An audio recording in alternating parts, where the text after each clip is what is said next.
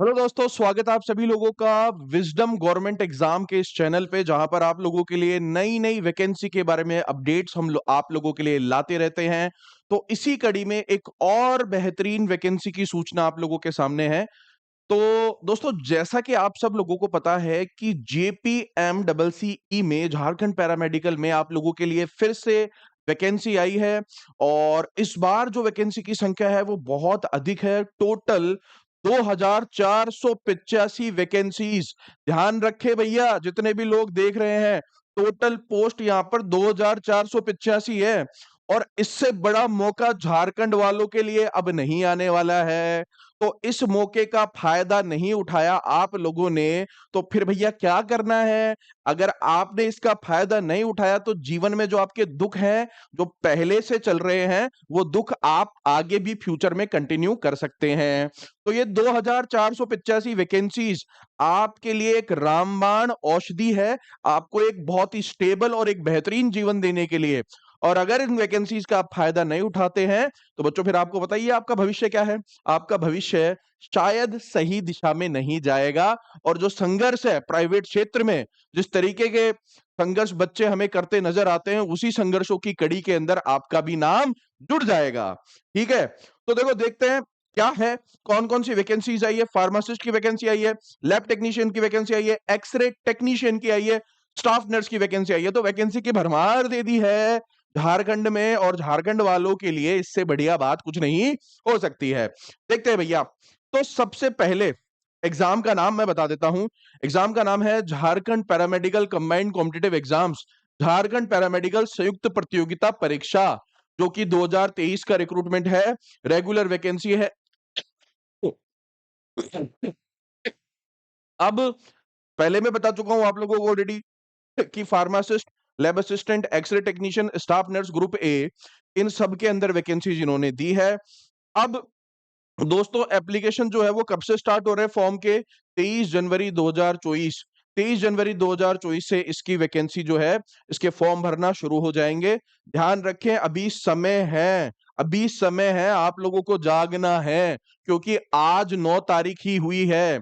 और मतलब आप ये शायद वीडियो देख रहे होंगे तो आपके पास में तब तक बढ़िया 10-12 दिन का टाइम रहेगा जब इसके एप्लीकेशन फॉर्म स्टार्ट होंगे। तो इसको दिमाग से निकालना नहीं है, भूल नहीं जाना है ना। आगे देखो, इंपॉर्टेंट बात यह है कि अंतिम डेट है वो है 22 फरवरी। 23 जनवरी से 22 फरवरी तक फॉर्म भरे जाएंगे। एग्जाम की डेट की कोई सूचना नहीं है, लेकिन जिस दिन फॉर्म भरा उसी दिन आप लोगों को तैयारी शुरू कर देनी है भैया, क्योंकि लेट करने वालों का, जो लेट करते हैं, जो कल पे छोड़ते हैं, उनका जीवन भी आपके कल के ऊपर ही निर्भर हो जाता है। ठीक है, अब देखो भैया, एप्लीकेशन मोड ऑनलाइन है। एग्जाम आपके रिटर्न एग्जामिनेशन होने वाला है। ऑफिशियल वेबसाइट कौन सी है? jssc.nic.in। इसके ऊपर जाकर के आपको एप्लीकेशन फॉर्म मिल जाएगा, है ना। अब फार्मासिस्ट का एजुकेशनल क्वालिफिकेशन क्या है? 10वीं 12वीं पास तो आपको होना ही चाहिए, राइट? वो तो सबकी रिक्वायरमेंट होती है। इसके अलावा टेक्निकल क्वालिफिकेशन बहुत इंपॉर्टेंट है भैया, इसी इसी की इंपॉर्टेंस होती है।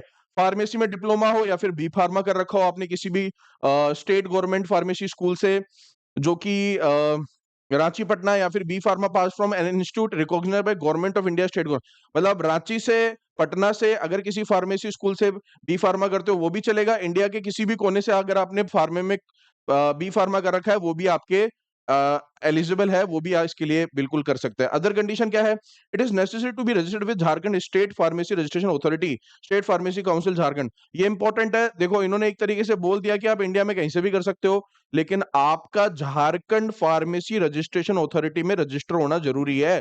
तो ये एक इन्होंने डाल करके काफी हद तक झारखंड के बच्चों तक ही इस वैकेंसी को सीमित कर दिया है। टोटल पोस्ट 560 है। यूआर, ईडब्ल्यूएस, एससी एसटी की क्या पोस्ट है वो आप लोगों को नजर आ रही होगी, आप लोग देख लीजिएगा भाई, है ना। उसके बाद में लैब टेक्नीशियन की जो पोस्ट है, उसमें भी सेम आपके 10th एंड 10+2 आपके मांगा है इन्होंने।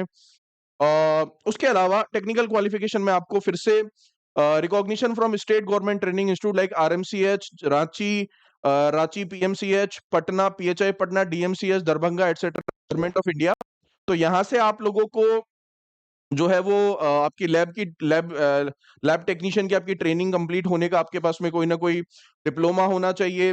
Those who have received minimum 1 year training as medical lab technician from an institute recognized by the Ministry of Human Resource Development, Government India will also be candidates for the post of laboratory technician. मतलब वो ये कहना चाह रहे हैं कि अगर आपने 1 ईयर का ट्रेनिंग लिया है किसी भी मेडिकल लैब टेक्नीशियन से जो कि गवर्नमेंट ऑफ इंडिया के द्वारा ऑथराइज्ड है, रिकॉग्नाइज्ड है, तो वो भी आपके कंसिडर किया जाएगा।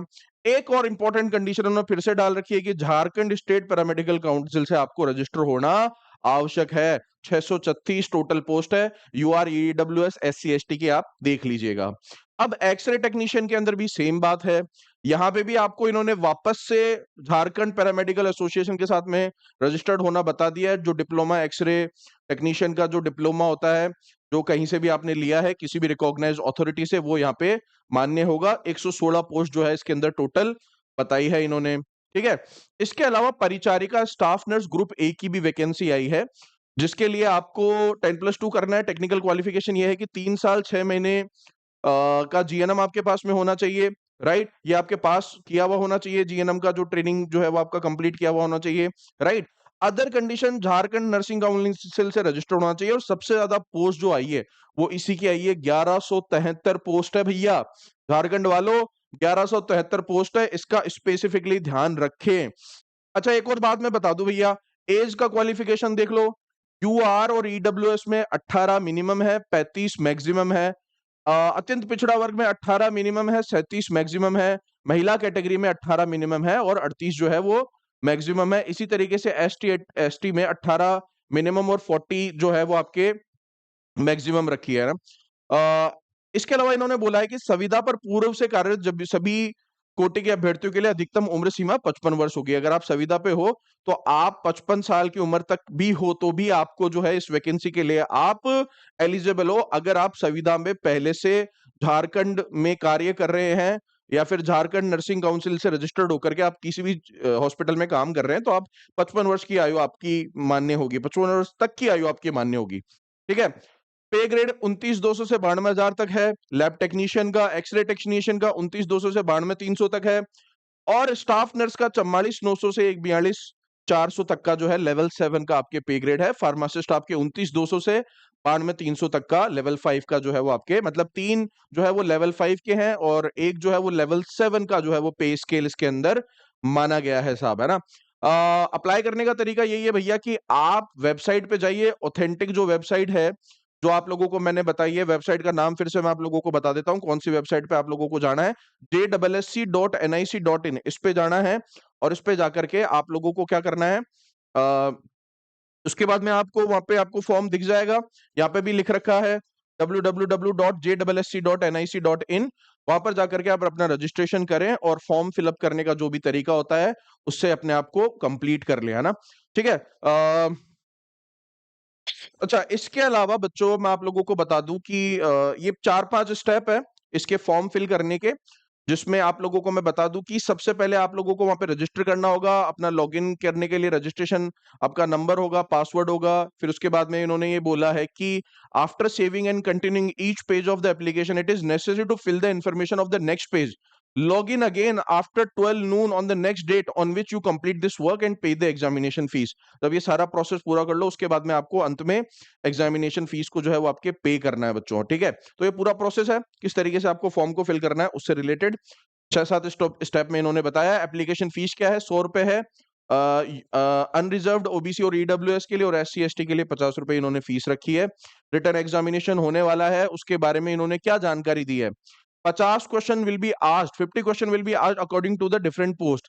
मतलब सब्जेक्ट रिलेटेड क्वेश्चन आपके 50 होने वाले हैं।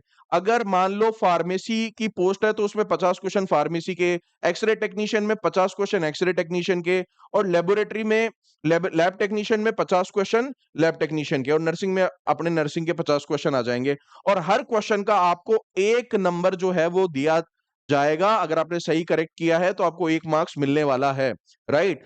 अब बच्चों जो सबसे इंपॉर्टेंट बात मैं आप लोगों को बता दूं कि ये जो 5-7 स्टेप है इनको आप ढंग से पढ़ लीजिएगा फॉर्म फिल करने के। अगर आपने इन्होंने ढंग से नहीं पढ़ोगे तो फॉर्म फिल करने में किसी न किसी तरीके की मिस्टेक कर दोगे।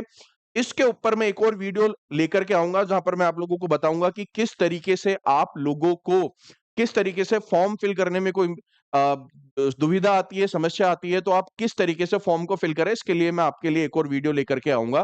फिलहाल इस वैकेंसी के बारे में आप लोगों के कान में बात डाल दी है, आप लोगों को अवेयरनेस फैला दी है, जाओ और फटाफट से 23 जनवरी का इंतज़ार करते हुए इस वैकेंसी के लिए पढ़ाई-लिखाई अपनी शुरू कर दो। तो दोस्तों मिलते हैं आपसे नेक्स्ट वीडियो में कुछ और इंटरेस्टिंग जानकारियों के साथ में। चैनल को सब्सक्राइब करना ना भूलें और इस वीडियो को ज़्यादा से ज़्यादा शेयर करें दोस्तों। तो मिलते हैं अगले सेशन में, till then take care, all the very best, bye bye. धन्यवाद दोस्तों।